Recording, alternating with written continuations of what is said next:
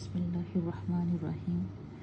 आज हमारा 5वां सबक है जिसमें हम उर्दू हरूफ तहज्जी की छोटे छोटे खानदान पढ़ेंगे। सीन का खानदान। सीन की आवाज़ है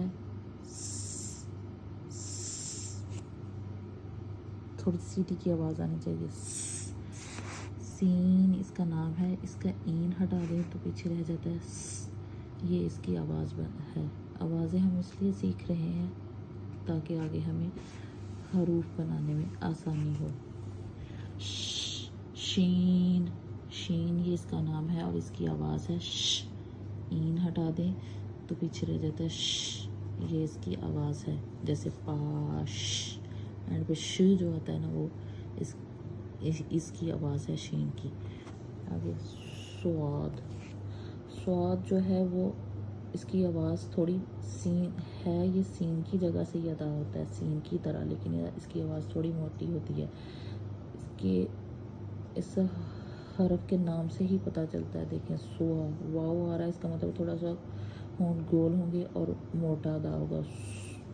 साबुन, साबुन,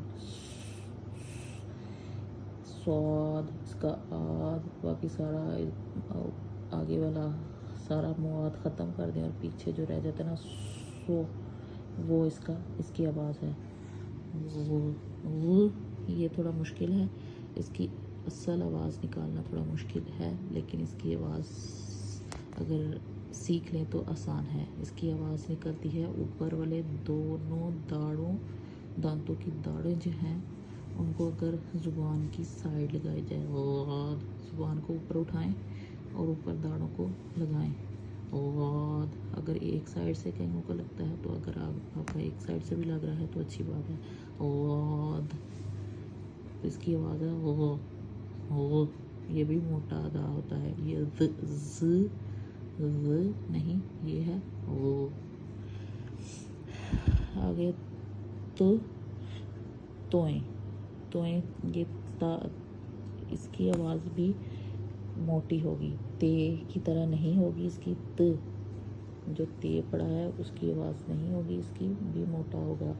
जगह दोनों की एक ही है, ते की भी और तोएं की भी, लेकिन इसको थोड़ा तो आपको पता आवाज़ आ रही है, राउंड हो रहा है, इसको तो इसी तरह ज़,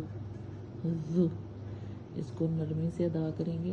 दोनों ऊपर वाले दोनों दांतों की नोक और ज़ुबान की नोक दोनों को टच करें और खुद ही